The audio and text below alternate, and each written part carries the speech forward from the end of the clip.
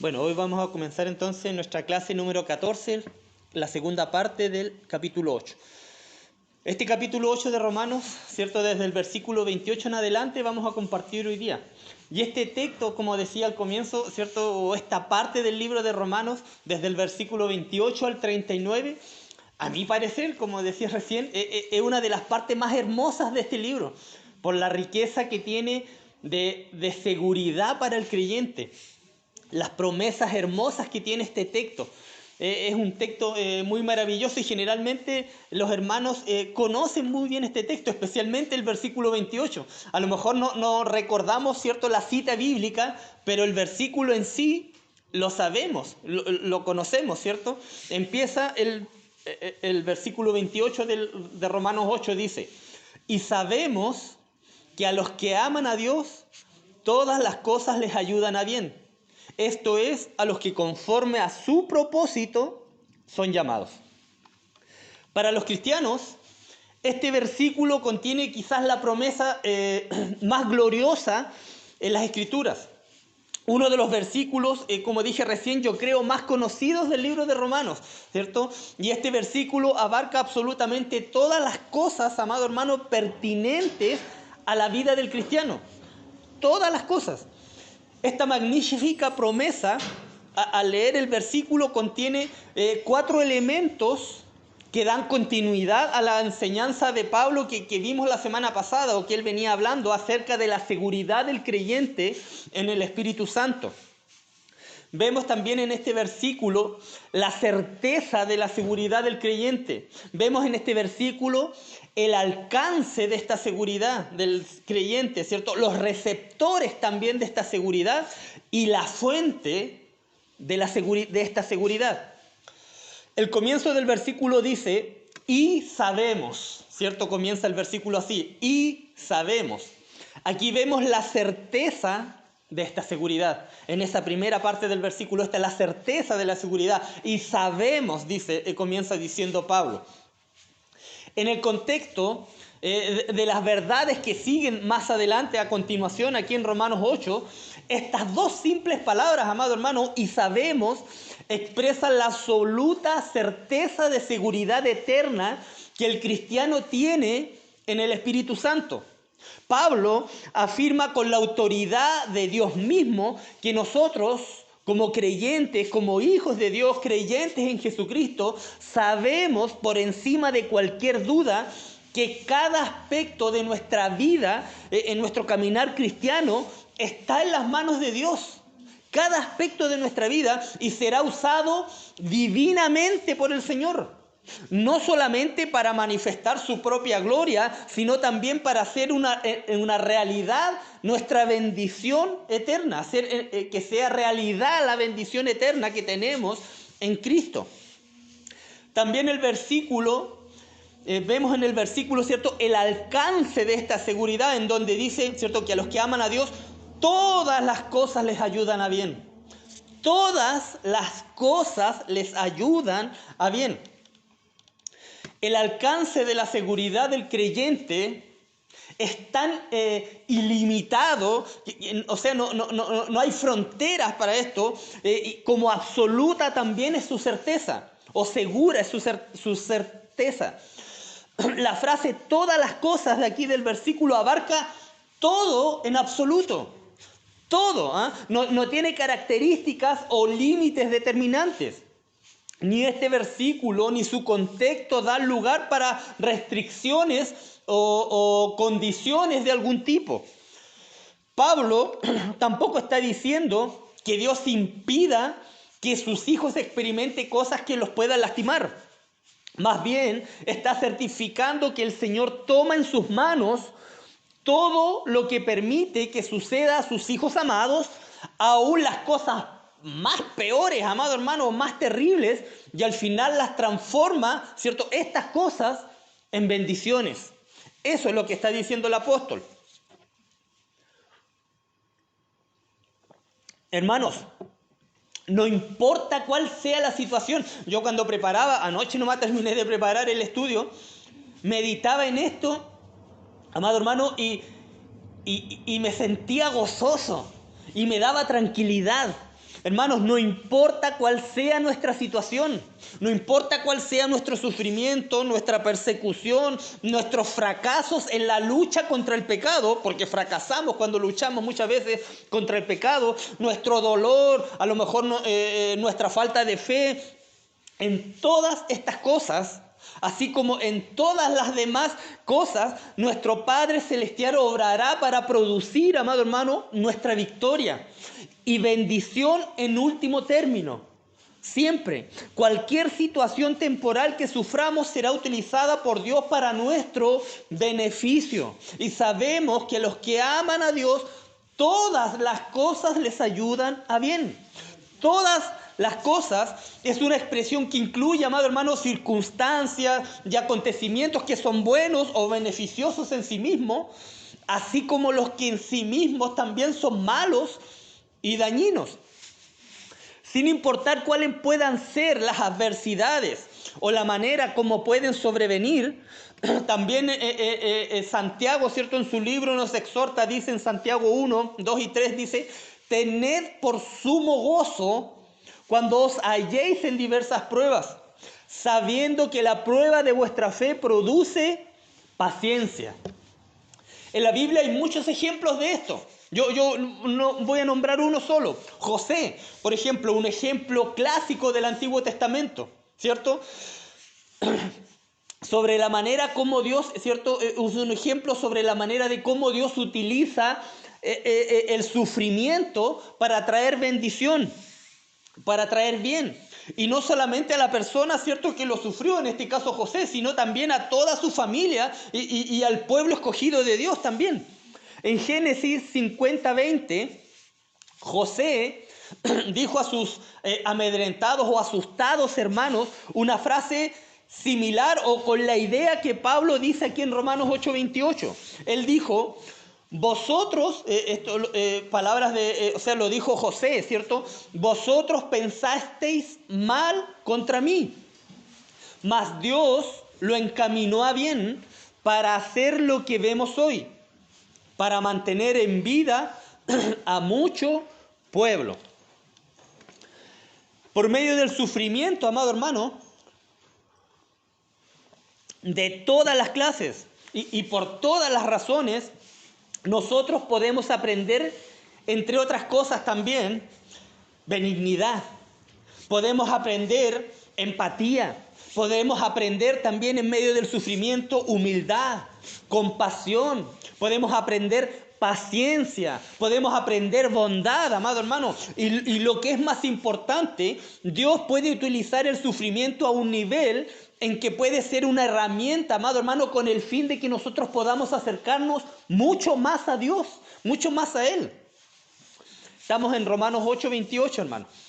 Ya vimos, ¿cierto?, la certeza de la seguridad, donde dice y sabemos. Esa es una certeza de la seguridad, ¿cierto? También vimos el alcance de esta seguridad, que a los que aman a Dios, ¿cierto?, todas las cosas les ayudan a bien. Y quiero terminar, no la clase, el versículo también para terminar, vemos los receptores de esta seguridad, los que aman a Dios, esto es lo que son llamados, resumiendo el versículo, ¿cierto? Los que aman a Dios, esto es los que son llamados.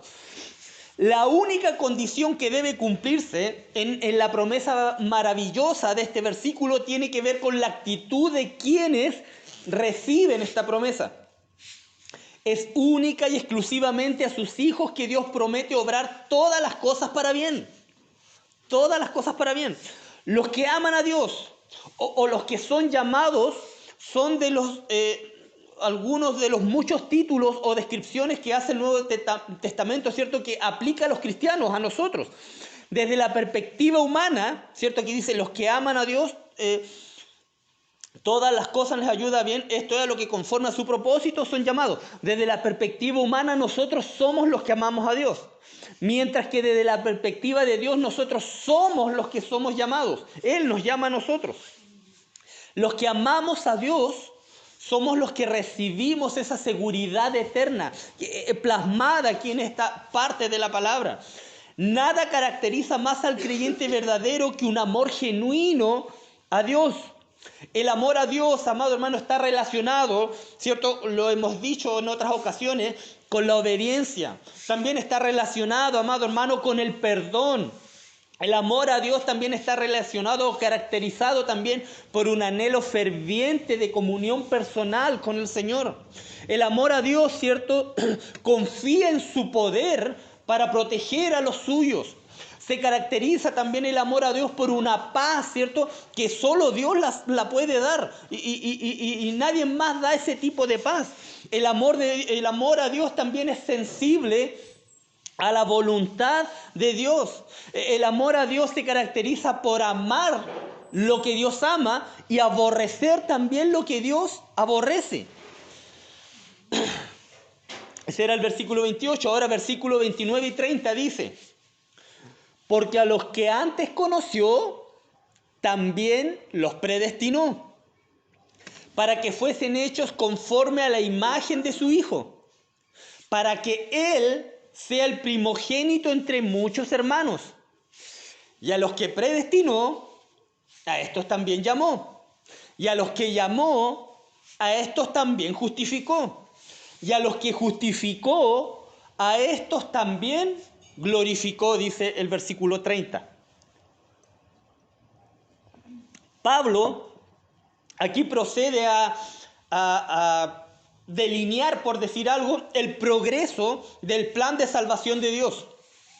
Él declara brevemente lo que algunos teólogos, ¿cierto?, o eruditos denominan los 5 elementos principales, que son la presciencia, predestinación, llamamiento, justificación y glorificación. Algunos teólogos lo denominan solamente 4 elementos o 4 eslabones, dejando fuera la presciencia, predestinación, llamado, justificación y glorificación. Pero no es que uno tenga la razón y el otro no, igual está bien.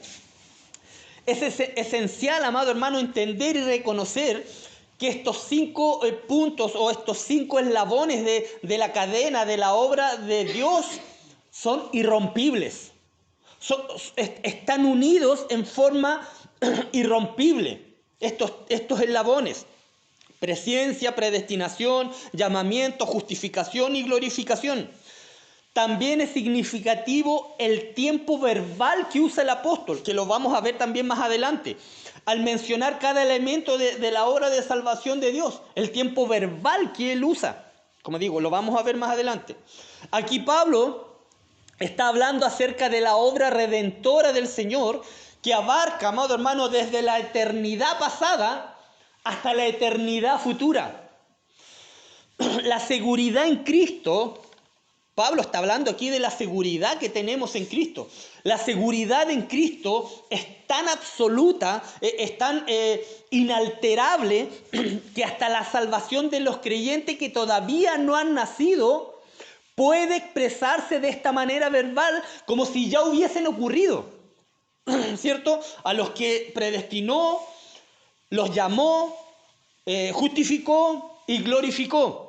Aún antes de la fundación del mundo, el Señor ya tenía en mente a esas personas, y antes de que ocurriera el hecho, Él lo menciona como algo, un acontecimiento que ya había ocurrido.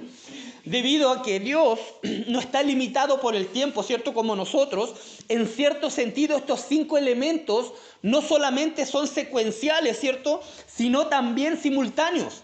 O sea, es un proceso secuencial, pero a la vez también es simultáneo, todo junto.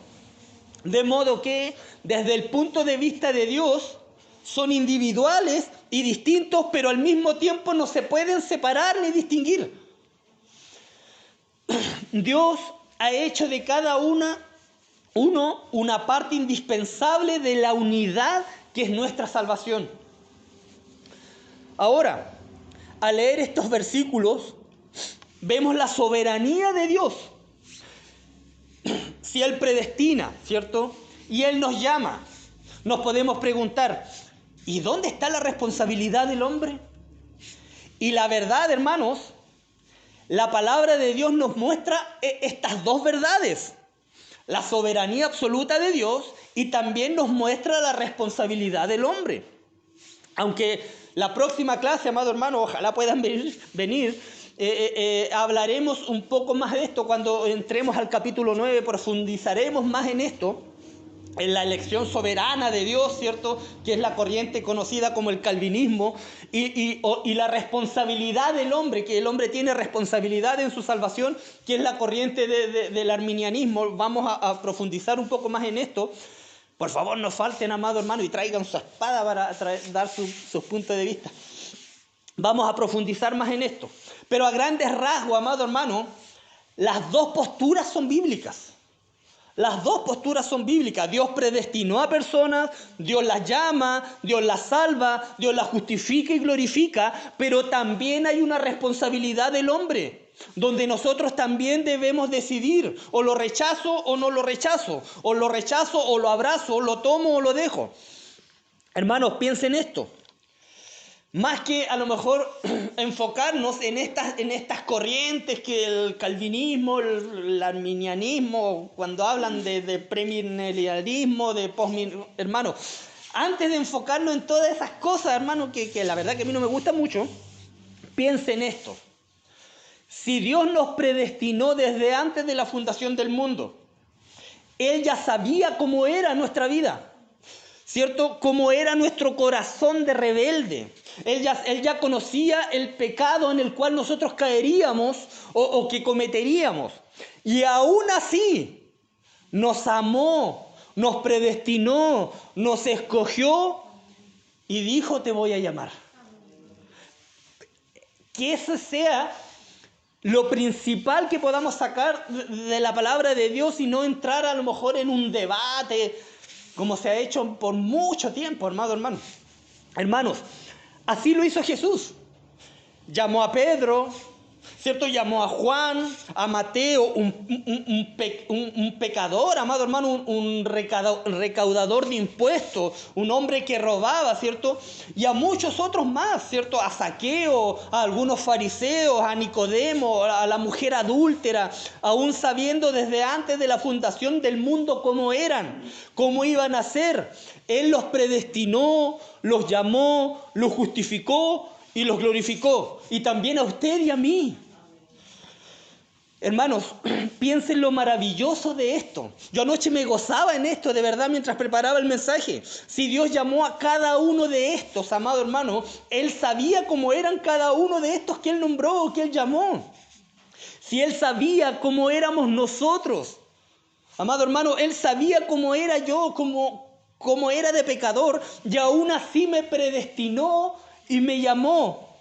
Ese es el amor de Dios, esa es su misericordia, esa es su gracia. Ahora, ¿cuál es el propósito de todo esto? De esta predestinación y llamado es, dice el versículo, para que seamos hechos conforme a la imagen de su Hijo, dice.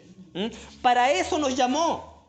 Para eso nos llamó, para cumplir su propósito. El propósito de Dios, no nuestro propósito, amado hermano. El Señor nos llamó para cumplir su propósito, no el propósito que usted tiene en mente. El ser hechos conforme a la imagen de su Hijo, dice el versículo. Dios usa, como dije, todo para hacernos conforme a la imagen de su Hijo. Y hay cosas que Dios usa que muchas veces, amado hermano, no son muy agradables. No son muy agradables, ¿cierto? Él usa muchas veces sufrimiento, dolor, persecución, enfermedades, amado hermano, muertes, escasez, cosas que jamás esperabas en tu vida, la muerte de un hijo. Pero Dios usa esas cosas para bien tuyo, para moldearte, para hacerte conforme a la imagen de su Hijo. Para que Él, dice el versículo, para que Él sea el primogénito entre muchos hermanos, dice el versículo. Esta palabra, primogénito, habla de supremacía, habla de que Jesús es el número uno, que es lo más alto, lo más supremo, sublime. En la cultura judía en aquel tiempo, primogénito siempre hacía referencia a un hijo, a un varón. A no ser que una hija fuese designada específicamente, pero generalmente era al hijo. Puesto que el varón primogénito de cada familia judía tenía una condición en cierto modo privilegiada. El término se empleaba con frecuencia en el sentido figurado, ¿cierto?, de representar la preeminencia de la persona. Entonces, es claro que en el presente contexto del libro, mientras escribía Pablo, eso es lo que él quiere dar a entender, la supremacía, ¿cierto?, el privilegio, la preeminencia que tiene nuestro Señor Jesucristo. Primogénito, aparte de mostrar preeminencia, supremacía, ¿cierto?, también es dada en el sentido de prototipo o promotor, por decir algo, como el modelo, ¿cierto? El prototipo es Jesucristo, está diciendo Pablo. Y Dios usa cada cosa en nuestra vida para hacernos cada día más como Él, como su Hijo, nuestro prototipo, por decir algo. Todo en nuestra vida,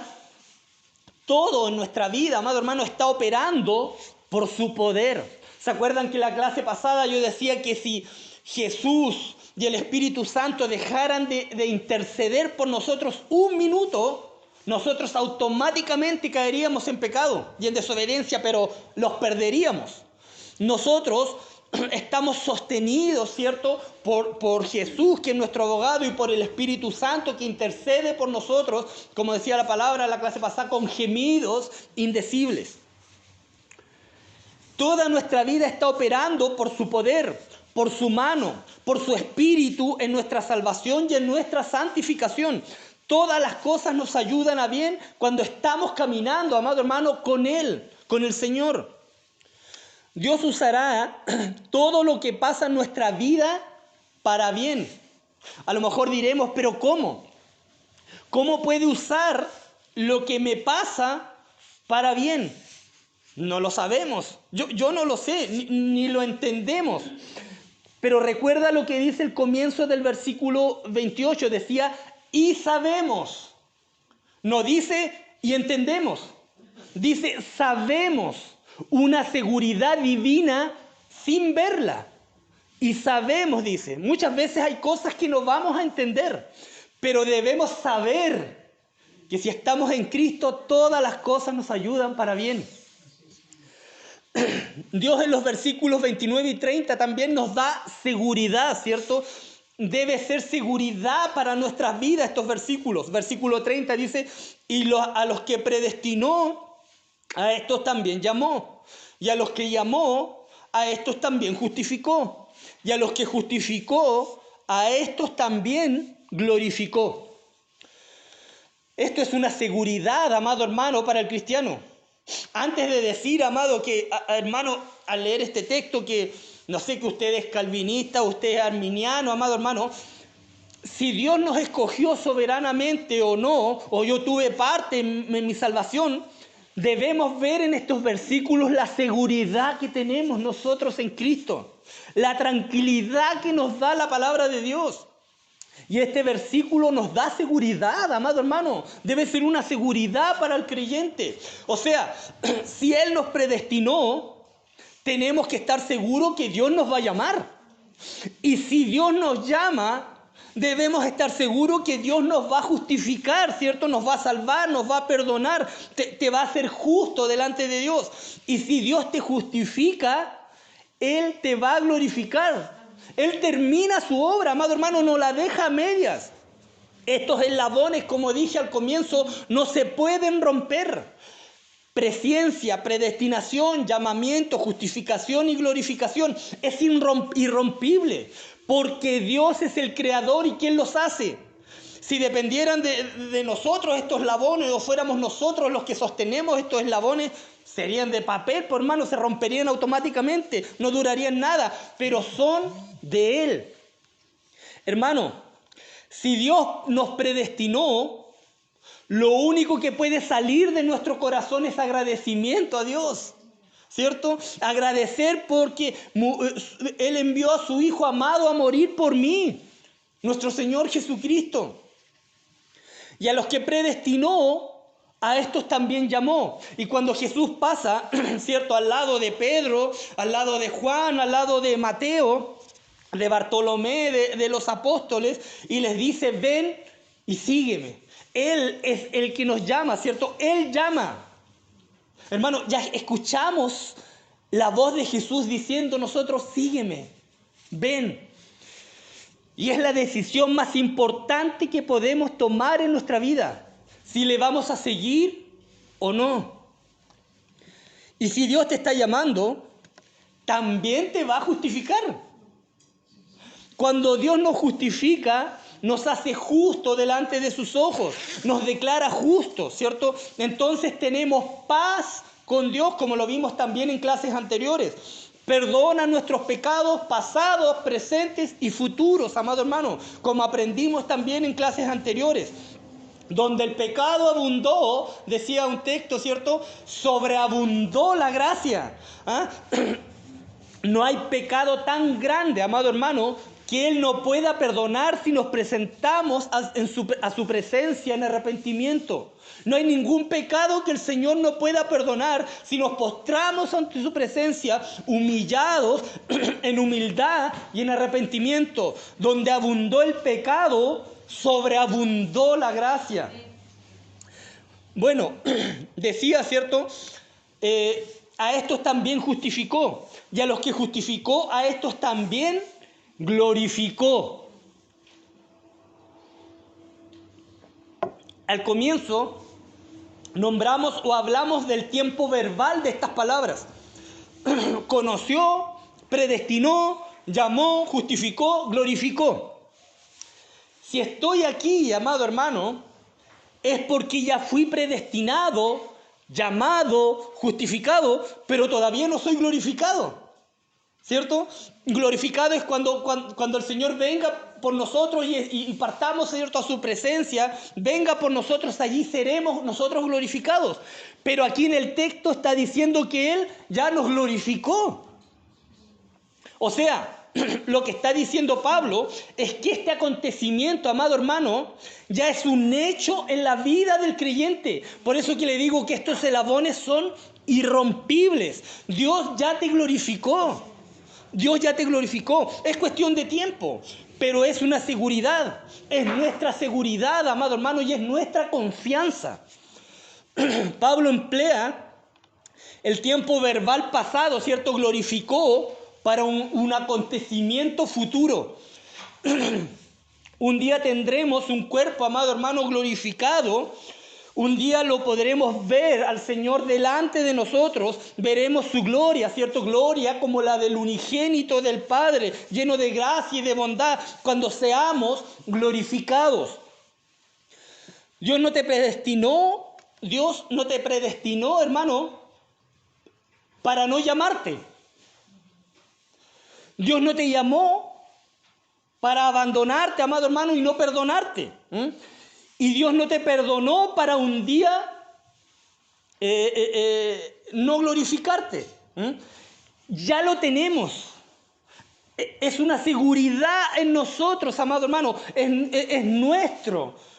Y debemos gozarnos en eso, amado hermano, en esa seguridad, en esta promesa, amado hermano. Esta es una realidad en nuestra vida maravillosa que debe cambiar totalmente nuestra manera de ver las cosas. Ya somos o ya hemos sido glorificados, porque la palabra de Dios nos muestra eso. Son eslabones, como dije, irrompibles. Entonces, después de todo esto, entendiendo todo esto, Pablo lanza una pregunta. En el versículo 31 dice, ¿qué pues diremos a esto? ¿Ah? Si Dios es por nosotros, ¿quién contra nosotros? Amado hermano, esto es maravilloso.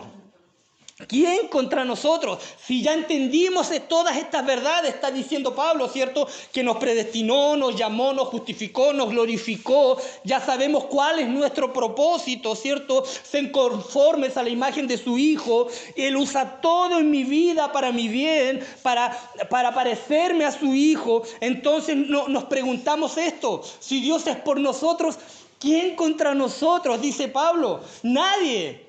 Nadie, amado. O sea, Dios está de mi lado. Dios está a mi favor. Dios es mi Padre y Dios me ama, amado hermano. Dios no está peleando, ¿cierto? O peleado conmigo. Estoy en paz con Dios. No hay una pelea entre Dios y nosotros. Hermanos, hay gente que lleva años peleada con Dios.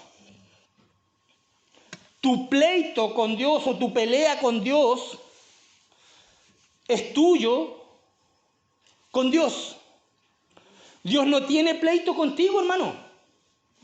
Dios lo resolvió ese pleito en la cruz del Calvario. Dios, amado hermano, está a tu favor y Dios te ama. Versículo 32 dice, el que no escatimó ni a su propio Hijo, sino que lo entregó por todos nosotros, ¿cómo no nos dará también con Él todas las cosas? Dice en forma de pregunta. Ese es nuestro Dios. Dios, hermano, no escatimó lo más preciado que Él tiene. No lo escatimó, ¿cierto? Su Hijo. No lo guardó, lo entregó por nosotros. Dios mismo entregó a su Hijo por nosotros. Entonces, ¿quién entregó a Jesús? ¿Judas? ¿O el sumo sacerdote? ¿O Poncio Pilato? Dios obró en estas personas para cumplir su propósito, pero fue Él, Dios mismo, ¿cierto?, quien entregó a su Hijo por amor a ti y por amor a mí. Dios lo puso en la cruz. Romanos 5:6, que vimos clases anteriores, decía, porque Cristo, cuando aún éramos débiles, a su tiempo murió por los impíos. Dios entregó a su Hijo por los impíos, ¿cierto? Dios lo entregó. Dios dio lo más importante que tenía, ¿cierto? Lo más grande que tenía. Y lo podemos preguntar entonces, ¿y qué le estamos entregando nosotros a Él? Si Él nos entregó lo más preciado que tenía, a su Hijo Jesucristo, ¿quién le estamos entregando nosotros? A Dios. Versículo 33 y 34, para ir avanzando porque ya me quedan como 5 minutos. Dice, ¿quién acusará a los escogidos de Dios? Dios es el que justifica. ¿Quién es el que condenará? Cristo es el que murió, más aún el que también resucitó, el que además está a la diestra de Dios y el que también intercede por nosotros. Aquí, amado hermano, cambia la escena a una corte divina, judicial, a una corte judicial divina. O sea, el versículo 33 está diciendo, ¿quién va a presentar cargos contra mí? ¿Quién va a presentar cargos contra mí si yo he sido escogido por Dios? ¿Quién vendrá a decirme a mí ahora que yo soy culpable? ¿Quién acusará a los escogidos de Dios? La respuesta es nadie. Nadie, amado hermano. ¿Y por qué? Porque Dios es el que justifica, dice el versículo. Y si Dios ya me perdonó, si Dios ya me justificó, entonces no hay acusación. También dice el versículo 34, ¿quién es el que condenará? Y la clase anterior vimos, ¿cierto? En Romanos 8:1 dice, ahora pues, ninguna condenación hay para los que están en Cristo Jesús. Si estamos en Cristo, nadie nos condenará, hermano. Cristo es el que murió, más aún el que también resucitó, y el que además está a la diestra de Dios, y el que también intercede por nosotros. Entonces, ¿quién nos va a condenar? Nadie, amado hermano. ¿Y por qué? Aquí están las razones. En el versículo 34 hay 4 razones por las cuales Dios no nos va a condenar. La primera razón, dice ahí el versículo 34, porque Jesús murió en la cruz. Segunda razón, porque Jesús resucitó. Tercera razón, nadie me puede condenar porque Jesús está a la diestra de Dios, ¿cierto? En el lugar más alto, más sublime, está en el trono, ¿cierto? Está en el lugar de juez. 4, nadie me puede condenar porque dice allí que Jesús intercede por mí. Porque Jesús, amado hermano, es mi abogado. Él está entre el Padre, Jesús está entre el Padre y yo, amado hermano. Y cuando el Padre se voltea a verme a mí, ve a su Hijo Jesús, que está intercediendo por nosotros. Este es el Evangelio, amado hermano, en un solo versículo. Cristo es el que murió, más aún el que también resucitó, y el que además está a la diestra de Dios, y el que también intercede por nosotros. En este mismo momento, amado hermano, Jesús intercede por ti. En este mismo momento Jesús está orando por ti, amado hermano. Por ese corazón duro y rebelde y desobediente. Dígame si esto no es maravilloso, amado hermano. Él nos defiende todo el tiempo, y es por gracia. Versículo 35. ¿Quién nos separará del amor de Cristo? Nadie. Nadie. Y no es nuestro amor, sino su amor por nosotros. Esto es lo primero que debe notarse. Que el amor de Cristo no se refiere al amor de un creyente hacia Él, sino más bien al amor de Él hacia el creyente. Entonces, ¿quién nos separará del amor de Cristo? Nadie, amado hermano. Y viene una lista de cosas que Pablo ya las vivió. Bueno, hasta ese entonces la espada todavía no la vivía, aunque después la vivió. ¿Cierto? Dice allí, ¿quién nos separará del amor de Cristo? Dice, tribulación, o angustia, o persecución, o hambre, o desnudez, o peligro, o espada. ¿Cierto? 7 cosas en esta lista. Tribulación transmite la idea de ser, amado hermano, exprimido o colocado bajo presión. ¿Cierto? En las Escrituras, esa palabra se utiliza con mayor frecuencia para hacer referencia a dificultades externas, pero también se aplica a un conflicto emocional, amado hermano. La idea aquí es una adversidad, por decir algo, cuando dice tribulación, brutal o inhumana en general, feroz. En medio de la tribulación, amado hermano, Jesús está caminando con nosotros. En medio de eso, Jesús nos está brindando su amor y su apoyo. Angustia, dice, es algo estrecho que está apretando así nuestro pecho. Algo que nos hace también indefensos, en lo cual lo único que el creyente solo puede hacer es confiar en Dios. Pero la angustia no nos puede separar del amor de Dios. La tribulación no nos puede separar del amor de Dios. Y Dios puede permitir tribulación y angustia, amado hermano, en nuestras vidas. Y si lo permite es para hacernos más como su Hijo Jesús, más parecidos a Jesús. Y esto no nos puede separar del amor de Dios, amado hermano. Por el contrario, debe acercarnos más y más a Dios. Persecución. Esto se refiere a toda aflicción sufrida por causa de Cristo, amado hermano. ¿Te han hecho bullying por ser cristiano? ¿O se han burlado de ti alguna vez por ser cristiano? Persecución. Hambre. Muchos cristianos han sido encarcelados, amado hermano, por su fe en Cristo, ¿cierto? Y han llegado a morir de hambre debido a una alimentación inadecuada. También dice desnudez. No se refiere a estar desvestido por completo, sino a escasez de vestido de la persona, por la cual no puede abrigarse a lo mejor como es necesario, aunque también esta palabra sugiere la idea, amado hermano, de ser vulnerable o desprotegido. Peligro. Es simplemente, amado hermano, quedar expuestos a riesgos en general, incluyendo el peligro de ser traicionado o maltratado. Espada. Era lo único que hasta ese momento Pablo no había vivido o no había experimentado. Y esto es un símbolo de muerte que indica la posibilidad de ser asesinado. Como acabo de decir, Pablo no estaba hablando de estas cosas o aflicciones desde un punto de vista teórico o porque lo escuchó de otra persona o por información de segunda mano. Él mismo había tenido que enfrentar estas penalidades y muchas más. Pablo, años más tarde, fue a Roma, a quien le escribe esta carta para ser mártir de Cristo. Hermanos, él está diciendo que aunque una espada le corte la cabeza, aunque pongan su cabeza en una piedra, ¿cierto? Y el verdugo le corte la cabeza, se separará obviamente la cabeza de su cuerpo, pero no me pueden separar del amor de Dios, está diciendo Pablo. ¿Cuánto de esta lista hemos vivido en nuestro caminar cristiano? ¿O estás viviendo hoy? Puedes saber que aún en medio de estas circunstancias o de cualquier otra circunstancia que puedas estar pasando, amado hermano, que puedas estar viviendo, nada te puede separar del amor de Dios que es en Cristo Jesús.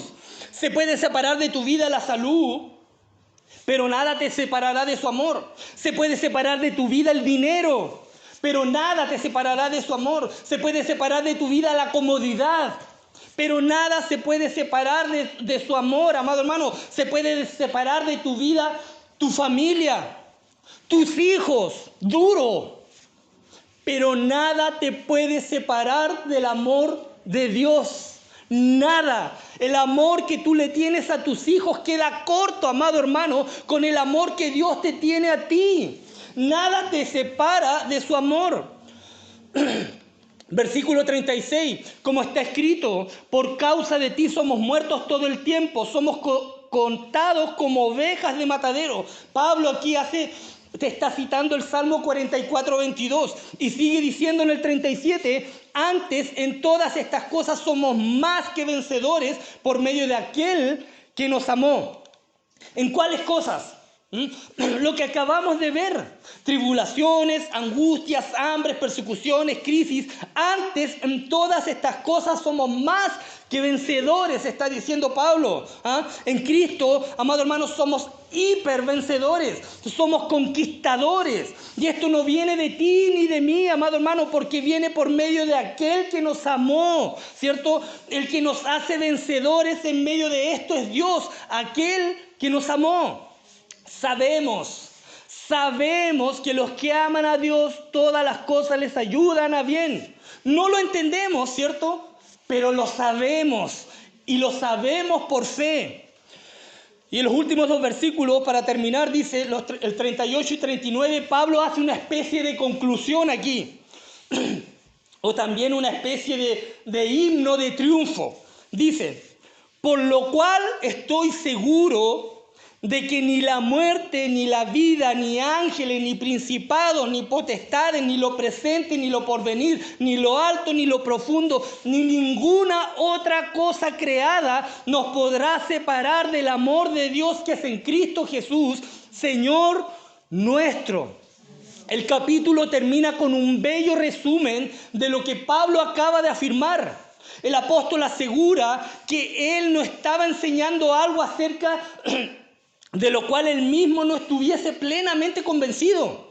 Él estaba convencido y seguro que había experimentado la mayoría de las cosas mencionadas y ninguna de ellas había logrado separarle del amor de Cristo. Por lo cual, dice, estoy seguro, dice Pablo, hermanos, ¿cuál es nuestra seguridad? ¿En qué tenemos puesta nuestra confianza? Estoy seguro, dice Pablo, ni la muerte, ni la vida, nada en la vida, amado hermano, absolutamente nada nos puede separar del amor de Cristo, ni ángeles, ni principados, ni potestades. Principados son ángeles caídos, ¿cierto? Todo tipo de demonios. Ni lo presente, ni lo porvenir representa todo lo que estamos experimentando hoy y lo que todavía nos falta experimentar. Ni lo alto, ni lo profundo, ni ninguna otra cosa creada nos podrá separar del amor de Dios que es en Cristo Jesús, Señor nuestro. Y vuelve a decir Pablo que nada nos podrá separar del amor de Dios. No dice de tu amor. Porque nuestro amor a Dios es corto, amado hermano, y a veces incluso puede ser fluctuante, amado hermano. Nuestro amor a Dios se distrae. A fin de no dejar duda alguna en el sentido de que la seguridad en Cristo lo abarca todo, amado hermano, Pablo añade la frase ninguna cosa creada. O sea, no existe nada, amado hermano, en cualquier parte, en cualquier tiempo, amado hermano, que nos pueda separar del amor de Dios que es en Cristo Jesús, Señor nuestro. Nuestra salvación, amado hermano, quedó asegurada por decreto divino desde la eternidad y seguirá asegurada por el amor de Cristo durante todo el tiempo futuro y a lo largo de toda la eternidad. Recibamos el amor de Dios. Lo único que necesitamos es ir a Él, amado hermano, cada día. Recibamos hoy su amor, recibe su perdón, recibe su bendición. No importa cuánto tal vez nos podamos a lo mejor alejar de Él. Nada nos podrá separar de su amor. Disfrutemos de esto, de estar con Él, de tener su amor. Que podamos meditar durante toda esta semana, amado hermano, sobre la seguridad y la confianza que tenemos en Cristo. Que Dios les bendiga, amados hermanos. Oremos. Padre bendito, en el nombre de Jesús, Señor, agradecemos tu santa palabra, Señor, que es maravillosa. Nos llena de gozo, de seguridad y de confianza. Gracias por mirarnos un día con ojos de amor, Señor amado. Gracias por tu misericordia derramada en nuestra vida. Gracias por esta seguridad eterna que tenemos en Cristo Jesús. Gracias por tu Hijo Jesucristo, Señor, quien es nuestro abogado, quien intercede por cada uno de nosotros. Gracias por tu amor eterno, Señor, tu amor incomparable, Señor amado. Gracias, Señor, por la bendición de la vida eterna, Dios bendito. Gracias, Señor, porque sin ser merecedores de absolutamente nada, Señor, tú nos llamaste, Señor, nos escogiste, Señor, nos predestinaste, Señor, y también ya tenemos la seguridad de la glorificación en nuestras vidas. Te alabamos, Padre, y te honramos en esta hora por tu santa palabra. En el nombre de Jesús, amén. Amén. Que Dios le bendiga, hermano. Muchas gracias. Me pasé 8 minutos.